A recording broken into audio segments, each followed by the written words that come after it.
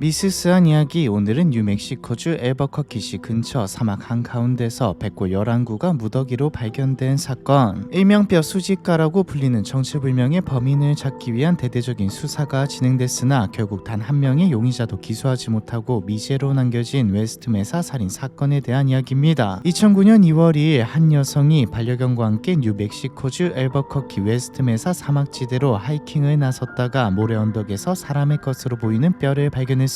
여성은 즉시 경찰에 신고했고 이어진 조사를 통해 같은 지역에 묻혀있던 11명의 유골이 차례로 발굴됐죠. 뼈의 주인들은 15세에서 32세 사이 여성과 소녀였는데 대부분 히스패닉계였으며 사망 전 성매매나 약물 중독자의 삶을 살았던 것으로 추정됐습니다. 유골은 이미 백골화가 진행돼 뼈만 남은 상태였기 때문에 총에 맞아 죽었는지 흉기에 찔렸는지 정확한 사인을 특정할 수 없었다. 다만 사망 시기가 서로 다르며 여러 명이 약 4년에 걸쳐 외딴 사막 지역에 의도적으로 매장됐다는 점을 고려하며 자연사나 우발적 사고로 볼 수 없기 때문에 피해자 11명 모두 살인폭력에 의한 피해자로 분류됐다. 발견 당시에는 11명의 피해자 모두 신원이 확인되지 않은 상태였지만 이후 수년에 걸친 DNA 분석과 가족 제보를 통해 이름, 나이, 실종 시기 등이 밝혀졌습니다. 확인된 피해자 가운데 미셸 발데스는 사망 당시 임신 4개월이었고 오클라호마주 로턴에서 가출한 15세 실라니아 에드워즈는 유일한 아프리카계 미국인이자 다른 지역 출신이었죠. 경찰은 피해자들이 2001년부터 2005년 사이 한 명 또는 여러 명의 동일한 가해자에 의해 웨스트메사 사막지대에 매장됐으며 시신 매장 방식과 위치가 유사하다는 점을 근거로 단독 범행 또는 공범이 있는 연쇄 살인 사건이 가능성에 무게를 두고 수사를 진행했습니다. 조사 과정에서 2003년부터 2005년 사이 촬영된 위성 사진에서 유해가 발견된 지점 주변에 타이어 자국과 흙이 뒤집힌 흔적도 발견됐죠. 경찰은 위성 사진을 근거로 마지막 매장이 2005년에 이루어졌을 것이라고 판단했는데요. 2006년 이후에는 유골이 묻혀있는 매장지 일대가 주택 개발 부지로 지정되면서 흙을 새로 덮어 땅을 다지는 평탄화 작업이 시작됐고 이때 유골들도 사막 아래에 묻혀버릴 뻔했으나 2008년 주택 거품 붕괴가 발생하면서 건설 계획이 중단되고 매장지도 오랫동안 방치된 상태였습니다. 이런 상황에서 평탄화 작업으로 인해 사막 지역 내 빗물이 빠져나가던 물길이 사라지면서 비만 오면 일대가 물에 잠기는 상황이 반복되었죠. 인근 지역 주민들의 항의가 빗발치자 개발업체는 빗물이 잘 빠지도록 벽을 세우고 빗물을 가둬두기 위한 일종의 임시 웅덩이를 만들었는데 그 위치가 하필 유골이 묻혀있던 자리와 겹치면서 흙 속에 묻혀있던 뼈들이 드러나게 된 것이죠. 사막 한가운데에서 한 구도 아닌 무려 11명의 유골이 무더기로 발견되자 지역사회는 큰 충격에 빠졌고 사람들 사이에서는 출처를 알 수 없는 괴소문이 확산되기 시작했습니다. 누군가 여자들을 한 명씩 납치해 살해하고 사막에 파묻었다. 단순한 연쇄 살인이 아니라 사이비 집단의 인신공양 의식이었는지도 모른다. 어쩌면 포주들이 말 안 듣는 성매매 여성을 본보기로 처형한 뒤 파묻는 일종의 공동 매장지였을 가능성도 있다. 언론은 사건에 대한 기사를 연이어 보도하며 정체불명의 범인에게 뼈 수집가라는 별칭을 붙였습니다. 경찰은 곧바로 전담 수사팀을 꾸리고 대규모 수사에 착수했지만 곧 난관에 부딪혔죠. 유해가 발견되기까지 너무 많은 시간이 흘러버려서 물증 자체가 남아있지 않았기 때문입니다. 결국 경찰은 사건의 실마리를 찾기 위해 당시 웨스트메사 일대를 드나들던 인물들 그리고 피해자들과 접점이 있었던 인물들을 중심으로 수사 방향을 좁히기 시작했죠. 사실상 생 노가다였죠. 다행히도 몇 명의 용의자들이 수사선상에 떠올랐습니다. 가장 먼저 용의자로 떠오른 건 전과가 있었던 로렌조 몬토야죠. 2006년 12월 웨스트메사 매장지에서 약 5km 떨어진 곳에 거주하던 인쇄소 직원 로렌조 몬토야가 19세의 성매매 여성 세리카 힐을 자신의 트레일러로 데려가 목 졸라 살해하는 사건이 발생했습니다. 몬토야는 시신을 차량 트렁크로 옮기려던 도중 피해자의 남자친구 프레더릭 윌리엄스에게 발각돼 현장에서 사살됐는데요. 경찰은 당시 몬토야의 범행 수법이 지나치게 잔혹하다는 점을 근거로 첫 범행이 아니었을 가능성을 제기했습니다. 게다가 몬토야는 성매매 여성들에게 적개심을 품고 있었던 인물로 과거에도 성매매 여성을 폭행해 2차례나 체포된 전력이 있었죠. 또한 지인들에게 성매매 여성을 죽여 웨스트메사에 묻었다는 이야기를 자랑스레 떠벌리고 다니기도 했습니다. 일종의 레퍼토리 같은 거였어요. 잔뜩 흥분해서 자기가 여자를 죽이고 사막에 묻어버렸다고 떠들어대곤 했죠. 다만 몬토야가 있는 사실을 그대로 말하는 타입도 아니었고 죽였다는 여자에 대한 설명도 항상 달라져서 그저 허풍을 떠는 것이라고만 생각했습니다. 한 지인은 실제로 2006년 무렵 몬토야가 살던 트레일러에서 웨스트메사 매장 매장지로 이어지는 흙길이 있었다고 진술했습니다. 눈에 띄는 흙길이 형성될 만큼 사막지대를 여러 차례 오갔다는 뜻이죠. 사망 당시 트레일러를 수색하던 과정에서 소름 돋는 영상이 담긴 비디오 카메라도 발견됐는데요. 영상에서 몬토야는 신원 불명의 여성과 성관계를 하고 있는데 이때 여성은 의식을 잃은 상태로 이미 사망했을 가능성도 제기됐습니다. 가장 소름 끼치는 건 영상 후반부인데요. 앵글이 허공을 찍고 있는 상태에서 테이프를 뜯는 소리와 비닐봉지를 여는 소리, 그리고 무언가 무거운 것을 질질 끌며 나가는 소리가 잇따라 들리죠. 다만 용의자가 이미 사망한 상태였기 때문에 직접적인 조사나 진술을 확보할 수는 없었습니다. 수사는 주변인들의 증언을 수집하고 과거 행적을 재구성하는 선에서 머물러야 했죠. 경찰은 살인 혐의를 입증할 결정적인 단서를 찾기 위해 문제가 된 영상의 일부 화면을 공개하며 여성의 신원을 확인하는 데 주력했습니다. 하지만 이렇다 할 제보는 들어오지 않았고 결국 유력한 용의자였던 몬토야에 대한 공식적인 기소나 결론은 아무것도 내려지지 않은 채 미제로 남겨졌죠. 공교롭게도 몬토야가 사망한 이후 웨스트 메사에 묻힌 여성은 더 이상 나오지 않았다. 몬토야의 사망 시점이 범행 중단 시점과 정확히 겹친다는 것은 단순한 우연으로 치부하기 어렵다. 물증은 결정적 단서는 없기에 진범으로 확신할 수는 없지만 다수의 전문가들은 몬토야를 진범으로 지목하고 있긴 합니다. 하지만 또 다른 가능성도 열려있죠. 2009년 1월 웨스트 메사 살인사건의 용의자로 거론된 또 다른 인물 프레드 레이놀즈가 사망합니다. 레이놀즈는 성매매 여성들을 관리하던 포주로 사망 이후 진행된 자택 수사 과정에서 실종된 성매매 여성들의 사진을 다수 보관하고 있었던 정황이 드러났죠. 사진 속 여성 가운데 웨스트 메사 매장지에서 발견된 피해자가 포함돼 있다는 발표는 없었지만 포주라는 직업 특성상 성매매 여성들과 일상적으로 접촉했으며 여러 명의 성매매 여성을 동시에 통제할 수 있었다는 점에서 수사 대상에 올랐습니다. 하지만 레이놀즈 역시 이미 사망한 상태였기 때문에 더 이상 진척되지 못하고 의심 단계에 머물렀죠. 다른 물증도 안 나왔고요. 2010년 8월에는 또 다른 용의자인 사진작가 겸 사업가 론 어윈에 대한 압수수색이 진행됐습니다. 어윈은 과거 여러 차례 뉴멕시코주 앨버커키를 방문한 이력이 있었고 주 박람회나 행사 참석을 이유로 웨스트 메사 일대와 가까운 지역을 수시로 드나들었던 인물인데요. 수사 과정에서 어윈이 보관하고 있던 사진 수만 장이 확보돼 대규모 포렌식 검토가 이뤄졌지만 살인사건과의 연관성을 입증할 만한 증거는 확인되지 않았습니다. 결국 어윈 역시 수사 대상에서 제외되면서 수사는 또다시 원점으로 돌아가게 되죠. 2010년 12월 9일 경찰은 웨스트 메사 살인사건과 연관돼 있다고 추정되는 신원미상의 여성 사진 6장을 공개했습니다. 사진 속 여성들은 11명의 피해자들과 비슷한 10대 후반에서 20대 후반의 연령대로 의식이 없거나 매우 무기력해 보이는 상태로 촬영됐죠. 경찰은 사진이 어디에서 촬영된 것이며 어떻게 확보하게 됐는지 자세한 출처를 밝히지는 않았습니다. 다만 사진 속 여성들이 피해자들과 같은 집단에 속했을 가능성이 높아 보인다고 발표했죠. 직후 경찰이 공개한 사진을 알아본 가족들의 제보로 한 여성의 신원이 밝혀졌는데 이 여성은 수년 전 자연사했으며 사건과는 직접적인 관련이 없는 것으로 확인됐습니다. 이어서 2010년 12월 13일 경찰이 사진 속 여성 가운데 2명이 아직 생존해 있다는 사실을 확인하고 이들이 사건과 관련된 정보를 알고 있을 가능성을 열어두고 조사를 진행 중이라는 소식이 전해졌죠. 다만 수사에 별다른 진전이 있었다는 후속 보도는 나오지 않았습니다. 같은 해 12월 콜로라도에서 다수의 살인으로 유죄 판결을 받은 연쇄 살인범 스콘리 킴볼이 본인 입으로 웨스트 메사 살인사건 수사 선상에 올라 조사를 받고 있다고 주장해 주목받기도 했는데요. 하지만 경찰은 스콧을 연결할 만한 구체적인 증거를 확보하지 못했고 킴볼 역시 자신은 해당 사건과 무관하다고 범행을 부인하면서 하나의 해프닝으로 마무리됩니다. 시간은 빠르게 흘러 2014년 경찰은 1980년대부터 1990년대 초까지 이어진 연쇄 성폭력 사건을 재수사하는 과정에서 조지프 블레아라는 남성을 주목하기 시작했습니다. 블레아는 1980년대 앨버커키에서 중학생 또래 소녀들의 집에 침입해 성폭력을 저질러 이른바 미들스쿨 발발이라는 별칭을 얻은 인물인데요. 범인을 특정하지 못해 미제로 남겨진 1980년대 성폭력 사건을 재수사하는 과정에서 증거품에 남아있던 DNA가 블레아의 것이라는 사실이 뒤늦게 밝혀지면서 징역 36년형을 선고받았죠. 경찰은 블레아가 성폭력 사건 외에 성매매 여성 살인 사건에도 연루됐을 가능성이 있다고 생각했습니다. 실제로 2015년경 앨버커키 센트럴 에비뉴 일대에서 성매매 여성이 사망한 채 발견됐는데 피해자의 속옷 허리 안쪽과 벨트 부분에서 블레아의 DNA가 발견됐거든요. 해당 사건에서는 피해자의 구체적인 사망 경위가 확인되지 않아 살인 혐의를 벗었지만 다른 성매매 여성들의 상대로도 폭력이나 더 심각한 범죄를 저질렀을 가능성은 열려 있었습니다. 조사를 더해보니 블레아가 2000년대 초중반 피해자들의 유골이 발견된 웨스트 메사 매장지에서 차로 약 20분 거리에 있는 센트럴 에비뉴 일대 성매매 여성들과 여러 차례 접촉한 사실도 확인됐죠. 또한 웨스트 메사 매장지 인근에서 발견된 묘목 표식이 블레아가 자주 드나들던 묘목장과 일치한다는 결과가 나오면서 블레아가 해당 지역을 실제로 오갔을 가능성에 무게가 실리게 됩니다. 여기에 더해 블레아가 자택에 다수의 여성용 속옷과 장신구를 기념품처럼 보관하고 있던 정황도 드러났죠. 하지만 여러 정황들에도 불구하고 이번에도 범행을 직접 입증할 만한 물증이 끝내 나오지 않았기 때문에 블레아 역시 공식 기소되지는 않았으며 사건은 여전히 미제로 남아있습니다. 해당 사건에 대한 수사는 현재도 진행 중이며 경찰은 진실을 밝히기 위해 최선을 다하고 있다. 최근 블레아가 수감 중 동료 죄수에게 웨스트 메사에서 발견된 여자들을 산 적이 있다는 취지의 발언을 했다는 제보를 받았다. 직접적으로 살해 행위를 인정한 것은 아니지만 웨스트 메사 피해자들과의 접점을 스스로 인정했다는 점은 주목할 만하다. 범인으로 의심되는 사람은 차고 넘치는데 정작 법의 심판을 받은 사람은 아무도 없는 웨스트 메사 살인 사건에 대한 이야기, 이번 편은 여기까지입니다.